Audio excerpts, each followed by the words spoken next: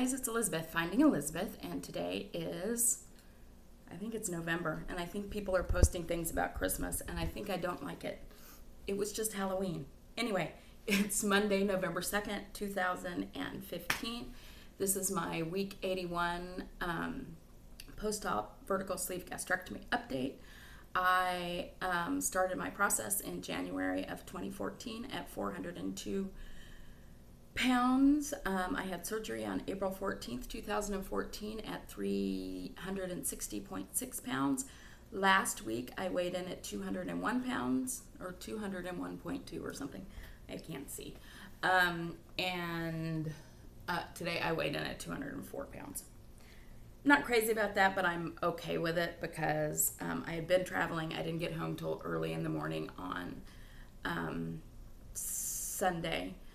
And I'm still retaining water from that. And I didn't eat great when I was there, for sure. I had the day that I was at the airport coming home, which was Halloween, I had like a 3-hour layover in Mexico City. And I think all day of that day, I only ate carbs. I bet I didn't get like 10 grams of protein in. And I found myself reverting back to old behaviors, which used to be when you're in an airport, just eat to fill the time. So I got some of this and some of this and some of this. So yeah, my eating wasn't great. I deserve a gain. It's fine. Back on track. All the travel's over with. So anyway, overall that is 198 pounds down since January of 2014, 156.6 since surgery, and up 2.8 pounds since last week. I've started tracking how much I've lost in the last year and in the last month, just to kind of keep me on track and not to let me get too far, without losing, because I still have a little ways to go. So in the last 12 months, I've lost 50.6 pounds, and in the last 4 weeks, I've lost 4.2 pounds. So that's kind of where I'm at. So there was something I meant to talk about a couple weeks ago. It actually happened quite a while ago, but I don't think I talked about it on here. So I know a lot of people make videos and say that, regardless of how much weight they've lost, they still feel fat. But I've also heard people on here have like this reverse body dysmorphia that I had and maybe still have. In that when I was 400 pounds, I thought and when I was 360 pounds, and even I see through the process of, all these photos of me as I was losing weight, thinking that I looked smaller than I actually do, whatever. So I think I'm sort of experiencing that, and a couple things happened recently that made me think about that. I don't know that it matters, but I guess I think, okay, size 12, you look pretty normal. But size 12 for me is also 200 pounds. So I know some of you guys know I did a storytelling workshop or whatever show a few months ago. And the woman who put on the show, it's kind of like a competition. I won the one I did. And then in December, there's a thing where everybody who won all the monthly ones gets together for a grand prize winner. So she was calling to talk to me about that and see if I'd be able to attend, which I can't because I have an event. And now I'm glad because now I really dislike this woman. But so she's talking to me on the phone and she's like, well, do you remember the girl that came in second, the one who came in second? And I'm like, I'm not remembering. Was it this one or this one? She's like, no, it was the heavy one. And I'm like, I think you're talking about me. And she's like, no, the heavy one. Well, she was talking about me. And it so pissed me off because I don't think I am the heavy one anymore. But I guess in certain groups, I'm still the heavy one. But I did not like that. And usually I would have held on to that and like fumed about it. But I actually called Patty immediately to talk about it and to kind of vent about it and get it, just sort of get it out of my system. But didn't like that. And also I went to the doctor, I think, last week sometime. And they went to take my blood pressure cuff, and I noticed the woman choose the large blood pressure cuff. That annoyed me too. I mean, I guess I needed it. I don't know. But anyway, maybe I'm in a little bit denial of how I really do come off to people, but whatever. I just thought I'd mention those because I usually only talk about the good things, and those were two like things that just kind of made me feel kind of blah. Let's see. So I've been traveling for about the last 5 weeks. I started off with a trip to visit Lindsay Fly in Portland. Then I went to London for a week. Then I went to North Carolina for obesity help. Then I went to Baltimore for a client.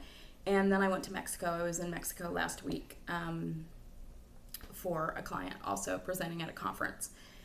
So I've been pretty much, I mean, I come home in between, but just for a few days. And I think all of you know when you're traveling, your habits get a little out of hand, as mine did. However, when I came back from London, I had actually lost a significant amount of weight, but I wasn't eating a whole lot while I was there. But anyway, so I'm back on track. I'm a big proponent of not trying to change everything at once, because I think for me, that's just sort of a recipe for failure for me personally, of like, if I say I'm going to do everything perfect. You know, I've been, kind of slacking for the last 5 weeks, and now I'm going to do everything perfect starting today. Well, you know what? It's not that easy for me to do everything perfect.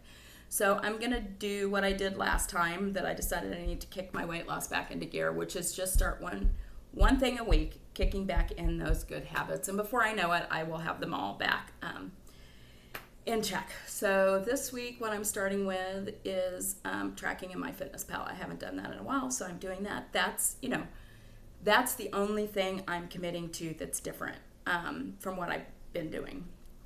Other than, I guess I'll talk about it. Drinking post-op. So my alcohol consumption has definitely increased since weight loss surgery over the last few months. Pre-op, I really didn't, I might drink once or twice a year. And now I find that I drink quite a bit. I do have a much more, I have a social life now, which I didn't before, which often involves drinking, but I've also found myself drinking at home when I'm by myself, having a glass of champagne or whatever. And it's not good.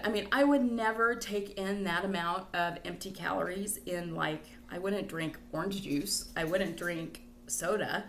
So I want to, kind of check in with myself on that and limit and be aware of when I have those extra calories, when I want to use them, etc. But I see that it may be an issue. So I'm just throwing it out there because I know there are other people who also experience that.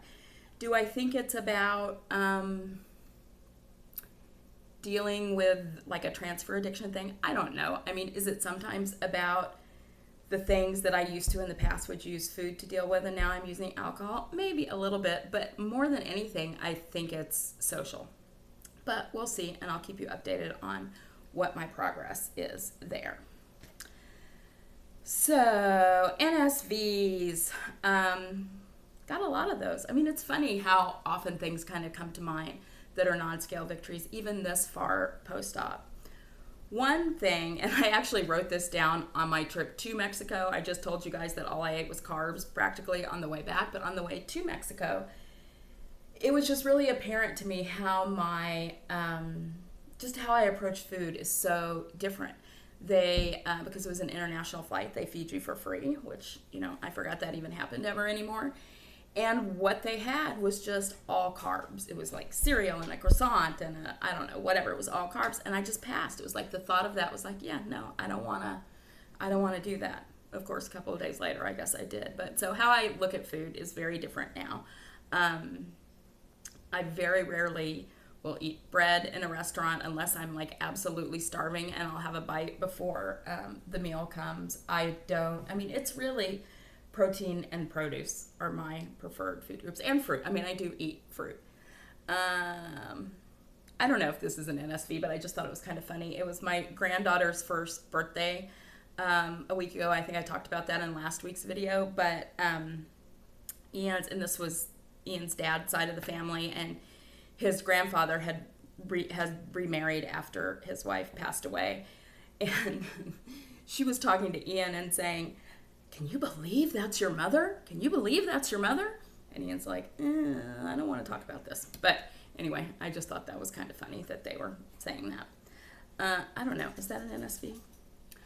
The other thing was, I mentioned last week that the thing with the first guy I met over the internet had kind of flailed out, but I was thinking about one of the things he said when we were having that last conversation, where I'm not sure if he was trying to convince me to stay in it and he wanted to get out. I don't know, but he was saying some complimentary things, and one of the things he said, which it took a few days to hit me, was he had been traveling a lot for work, and he said, listen, I've been showing people that I'm meeting pictures of you planking on my phone. And I was like, I didn't think that much of it at the time, other than, okay, that's nice, whatever. They're going to think I'm weird too. But afterwards I thought, well, if he was doing that, that obviously meant he was proud of how I looked. And I have never, ever in my life felt that a man who was with me felt proud about the way I looked. So even though he's not with me, that was still pretty nice. Liked that. Just the whole idea of being on a plane. I used to, when I would be forced to have to travel somewhere, I would look over at people who were sitting there with their tray tables down and their legs crossed and not, spilling over the seat into the person next to them. And now that's me.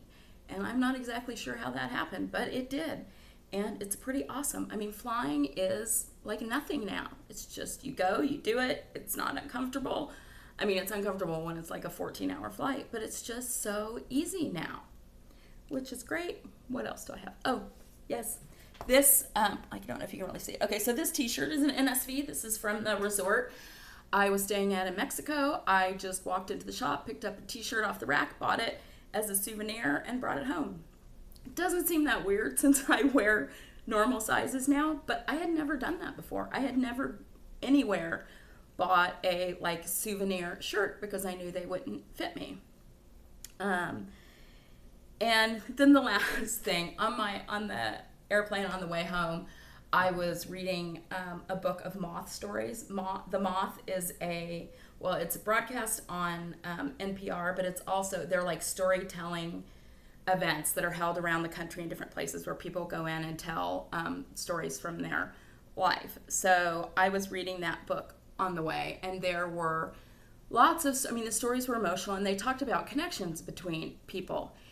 And I was getting teary reading some of these stories, and I realized that in the past, when I would watch a movie or I would read something where it showed a group of people that were really connected, I would also get teary, but I would get teary because I didn't have that in my life. And this time, I got teary because I do have that in my life. I have great connections with people. I mean, really stronger connections than I've ever had. And that was pretty nice. And that was an NSV too. Okay, I'm almost done. I don't know how many minutes, but it's probably long.